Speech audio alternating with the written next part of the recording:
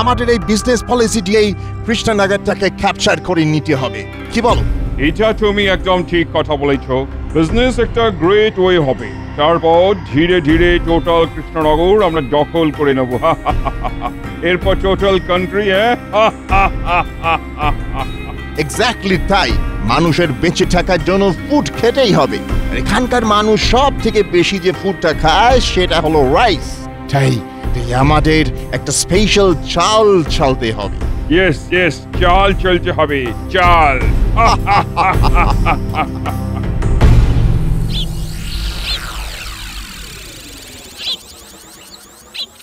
বড্ড বেলা হয়ে গেল, এদিকে খিদেতে পেট চুঁচুই করছে। বলি আজ যে তোমার দেরি হলো বড়। আরে রাজসভায় আমার কত কাজ থাকে সে কি তোমার ধারণা আছে গিন্নি? তোমার আর কি, মনের মতো রান্না করো আর খচর খচর করে পান চেপাও। কি রান্না করাটা বুঝি কোনো কাজ নয়? হ্যাঁ বুঝবে, ঠেলা বুঝবে। যখন একদিন রান্না করা বন্ধ করে দেব, নিজেকেই তখন তোমার হাঁড়ি ঠেলতে হবে। হ্যাঁ তুমি কি ভাবছো হ্যাঁ তোমার এই কথায় আমি দমে যাব? কখনো না। তুমি যখন তোমার বাপের বাড়ি গিয়ে মনের আনন্দে বসে থাকো, তখন তো আমাকেই চালে ডালে খিচুড়ি বানিয়ে খেয়ে রাজসভায় যেতে হয় নাকি? হ্যাঁ কি গো, আমি বাপের বাড়ি থাকলে তুমি খিচুড়ি বানিয়ে খাও নাকি? ভারী মজা তো। হ্যাঁ নিজে এমন ভাব করে থাকো জানো আমি বাপের বাড়ি গেলে তোমার খাওয়াই জোটে না। এই রে, মুখ ফসকে কি বলতে কি বলে ফেললাম। তুমি আমাকে একদিন খিচুড়ি রান্না করে খাওয়াবে। হ্যাঁ আচ্ছা আচ্ছা আচ্ছা গিন্নি, সে না হয় হবে। এখন তুমি শিগগির খেতে দাও, দেখি জোর খিদে লেগেছে। আচ্ছা তুমি বসো, আমি তোমার জন্য ভাত আনছি।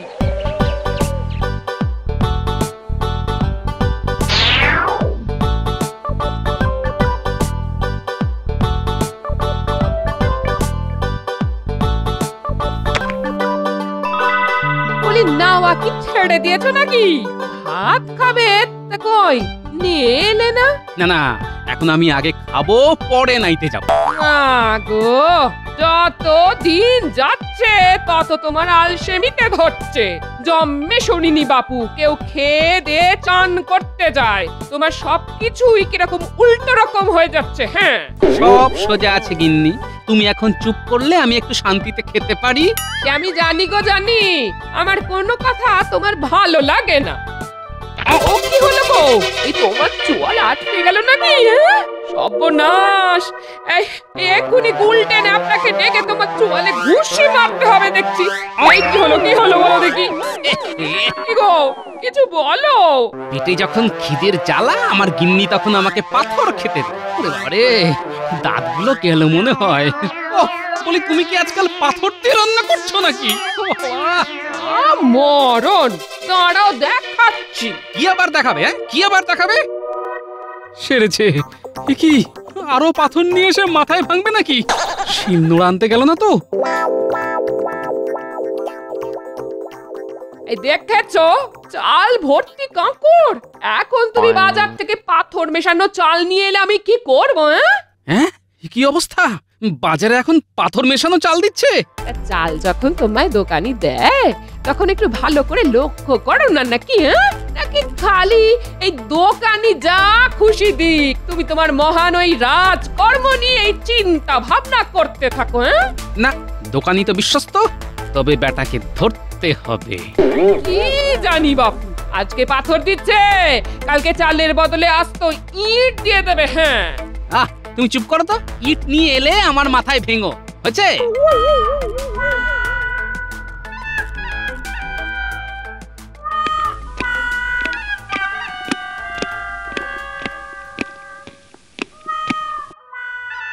কি ব্যাপার, সিংহাসন খালি, রাজামশাই এখনো আসেননি?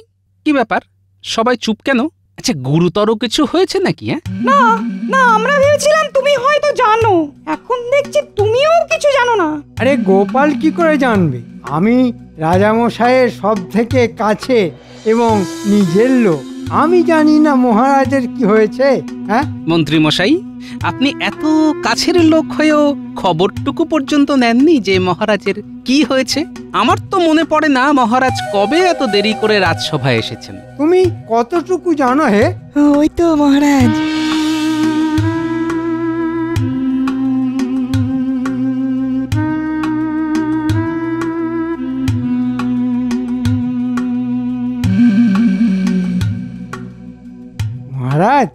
হয়েছে আপনার? হ্যাঁ মহারাজ, কি হয়েছে আপনার? আমি যে চিন্তায় শোকে পাথরের মতো বসেছিলাম, ভয়ে কোনো সংবাদ নিতে পারিনি। যদি সত্যি কোনো খারাপ খবর হয়। মহারাজের কি কথা বলতে কোনো সমস্যা হয়েছে? যদি খুব শারীরিক সমস্যা হয় তবে না হয় আজকের দিনটা। না গোপাল, না, কষ্ট হলেও আমি কথা বলবো।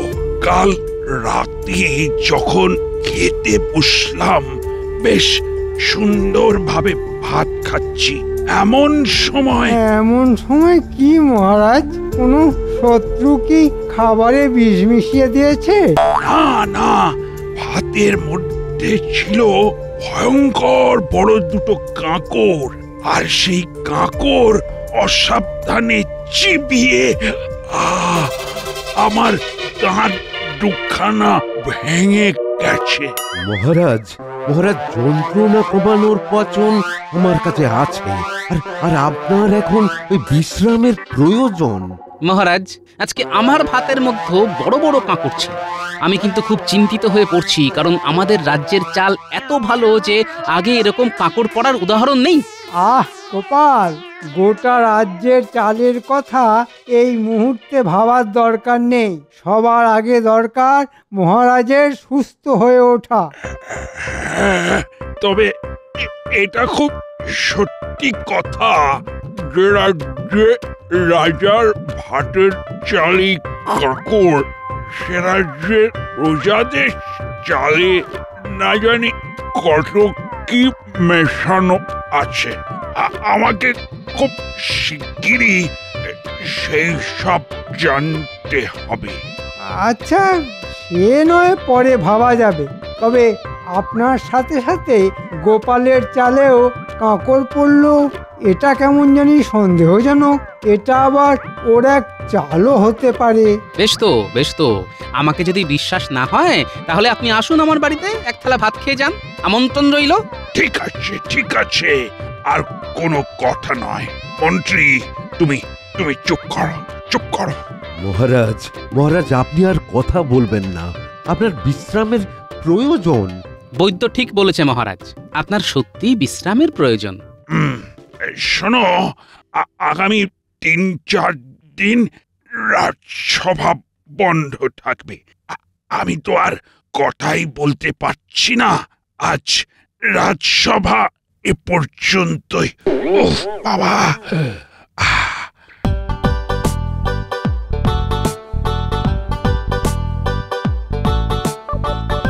এই বলি, কি এত চিন্তা করছো? তোমাকে বলেছি না, বাড়ি আসার পর রাজসভার কাজের কোনো চিন্তা করবে না। সে তো ঠিক আছে, কিন্তু এবারে একটু অন্য কথা ভাবছি গিন্নি। আসলে রাজসভা আগামী 3-4 দিন বন্ধ থাকবে। এ কি গো, আর আবার কি হলো? কাঁকড়ে কামড় দিয়ে মহারাজের দুটো দাঁত একদম ভেঙে গেছে, যার ফলে উনি কথাই ভালোভাবে বলতে পারছেন না। মহারাজও কাঁকড়চি বলেন? যাই হোক, কি আর করা যাবে বলো। এই শোনো না, আমার মাথায় না একটা বুদ্ধি এসেছে। তোমার মাথায় তাহলে বুদ্ধি এলো শেষমেশ? আমি যা বলছি সেটা শোনো। বেশ বলো শুনি। আগামী 3-4 দিন তোমার কোনো কাজ নেই। না মানে কাজের কি অভাব আছে? না, তোমার কোনো কাজ নেই। তুমি আমাকে ঘরে জ্বালাবে, সেই জন্য আমি ঠিক করলাম আমরা যাব। কোথায়? তীর্থ করতে? না, আমার বাপের বাড়িতে। সেটাই আমার তীর্থস্থান, বুঝলে? হ্যাঁ, না বুঝে আর উপায় কি?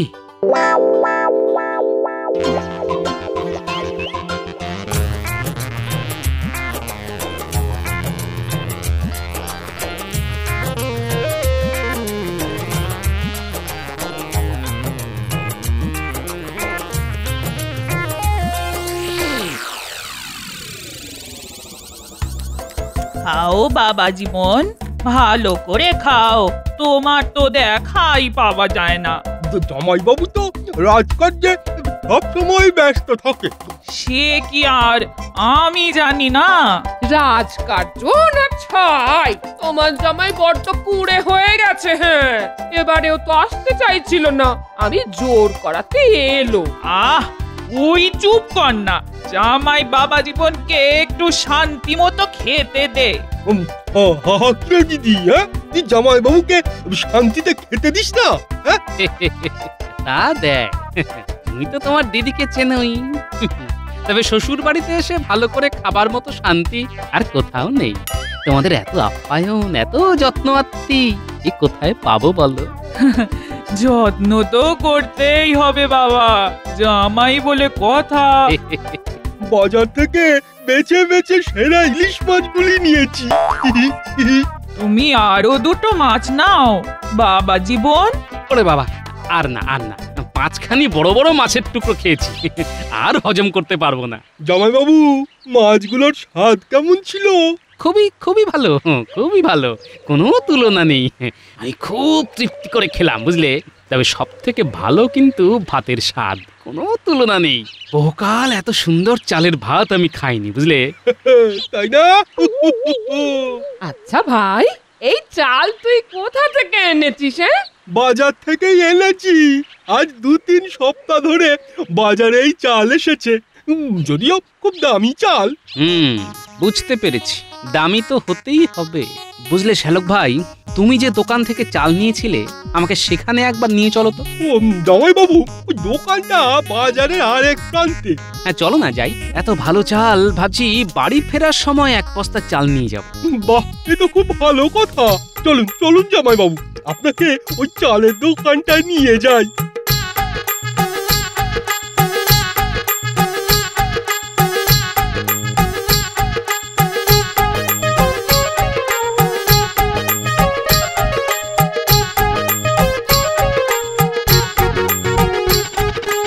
আসুন আসুন আসুন আসুন আসুন।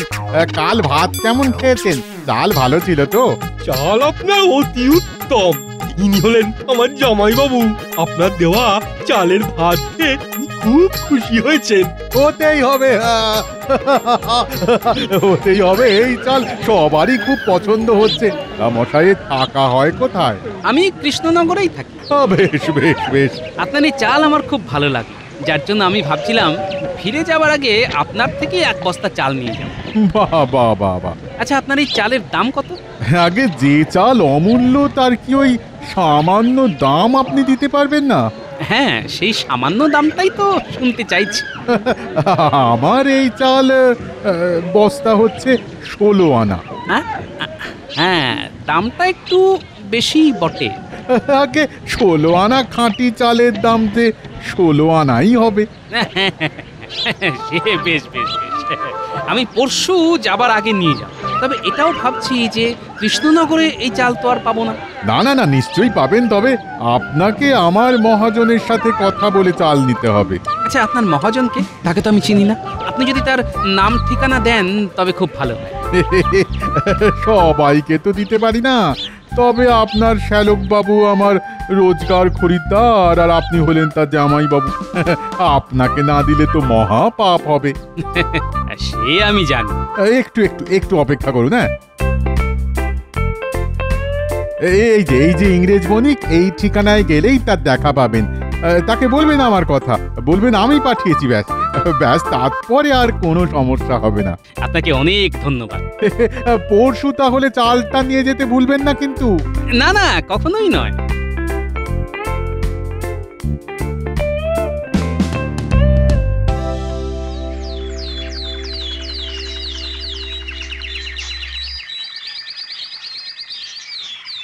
Who are you? এই রে, ইংরেজি তো বুঝি না সাহেব। ওকে ওকে, আমি বাংলা বুঝি। কে আপনি? কি চাই আপনার? নমস্কার। হ্যাঁ নমস্কার। আমি রতন রায়। আমি আসলে চালের নতুন ব্যবসা শুরু করবার পরিকল্পনা করেছি বলেই আপনার এখানে আসা। ও আচ্ছা, বেশ বেশ। কিন্তু ইউ মিন তুমি এই চালের ব্যবসার কি জানো? এই কতটুকু বোঝো বলো তো? নাকি হঠাৎ ইচ্ছে হইল? না না, আসলে আমার অনেক দিন ধরেই ইচ্ছে কৃষ্ণনগরেই চালের দোকান দেওয়া। তবে আর কি ওই মূলধন একটু কম পড়ে গেছিল, সেটা জোগাড় করতেই যা একটু দেরি হলো, না হলে আরো আগেই শুরু করতাম। মূলধন জোগাড়ি শেষ কথা নয়, এর সঙ্গে আরো কিছু কথা আছে। তবে সেটা 1 নম্বরই আর 2 নম্বরই। এটা না বুঝলে যে তুমি ব্যবসা করিতে পারবে না। ও এরকম হয় বুঝি? কিরকম ব্যাপারটা? এই দেখো, এটা হলো 2 নম্বরই কাঁকর ভর্তি চাল। এই চালও তো আমাকে চালাতে হইবে। ঠিক ঠিক। এখান থেকে পাশের সব রাজ্যে আমার চাল যায়। পরশুদিন আমার এখান থেকে এই 2 নম্বরী চাল কৃষ্ণনগরে যাইবে, সেখান থেকে 1 নম্বরী চাল আসিবে, যেগুলো আমি অনেক বেশি দামে পাশের রাজ্যে বিক্রি করিতে পারবো।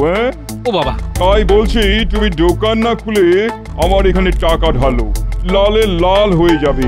দোকান করে অত কামাই করিতে পারবে না। বেশ বেশ, আমাদের মনে হয় খুব শিগগির আবার দেখা হবে।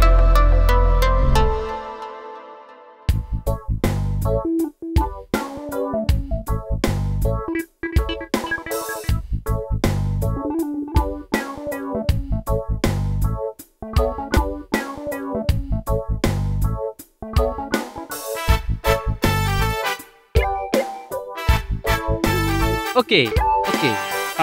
এর মানে কি গোপাল? কার কথা বলছো তুমি? কিছু না মহারাজ, ওই ইংরেজরা যখন কোনো কথা খুঁজে পায় না তখন বলে ওকে ওকে। তাহলে মহারাজ, আপনার ব্যথা এখন অনেকটা কম, ফোলাটাও তো অনেক কমে গেছে দেখছি। হ্যাঁ, এখন আর কথা বলতে সমস্যা হচ্ছে না। কাল থেকেই রাজসভা আবার শুরু হবে। এটা খুব ভালো কথা মহারাজ, বৈদ্যের পাচনে বেশ কাজ হয়েছে দেখছি। হ্যাঁ, তা হয়েছে, তবে এবার কিন্তু বিজ্ঞানীর পালা। কিরকম মহারাজ? বিজ্ঞানীকে আবিষ্কার করতে হবে যে কারো দাঁত ভেঙে গেলে সেই জায়গায় নতুন দাঁত কিভাবে বসাবে। আগে কচি বয়সে দুধের দাঁত পড়ে গেলে নতুন দাঁত ওঠে, এটা সবার জানা, কিন্তু ওই নতুন দাঁত ভেঙে গেলে কি করে আরেকটা দাঁত বসাবে মহারাজ? অন্য কারো দাঁত ভেঙে নিয়ে আসতে হবে বুঝি? গোপাল, ভাগ্যিস তুমি বিজ্ঞানী নও। এটা তুমি বরং বিজ্ঞানীকেই ভাবতে দাও, সে তার ঘরে বসে এটা আবিষ্কার করুক। মানে নকল দাঁত? হ্যাঁ, কিন্তু এই সাথে এটাও ভাবুন মহারাজ, আপনার আমার সবারই এক অবস্থা। কিভাবে? আমার বাড়ির চালের মধ্যেও ছিল প্রচুর কাঁকর, আর একটু হলে চিবোতে গিয়ে আমার দাঁতও ভেঙে যেত।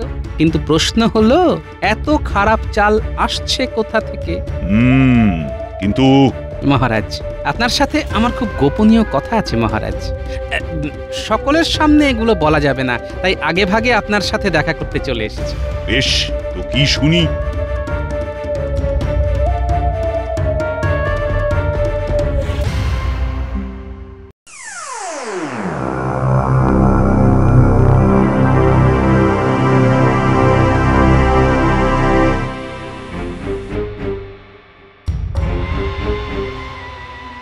মহারাজ, বলো গোপাল।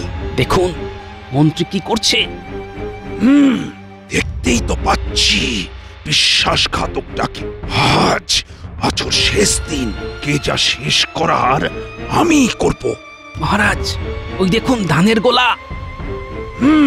কিন্তু আপনি যা ভাবছেন তা কিন্তু নয়। ও, মানে ওটা ধানের গোলা নয়? না মহারাজ, বাইরে থেকে দেখে সবাই ভাববে ওটা ধানের গোলা, কিন্তু ওটায় ভর্তি পাথর। আচ্ছা, বুঝতে পারছি এবার ওদের চালাকি। এই 2 বস্তায় অর্ধেক কাঁকড় ভরো, বাকিটা চাল ভরবে। আর শোনো, যা করছো তা যদি কেউ জানতে পারে তাহলে তোমাদের গর্দান নেব, মনে থাকে যেন।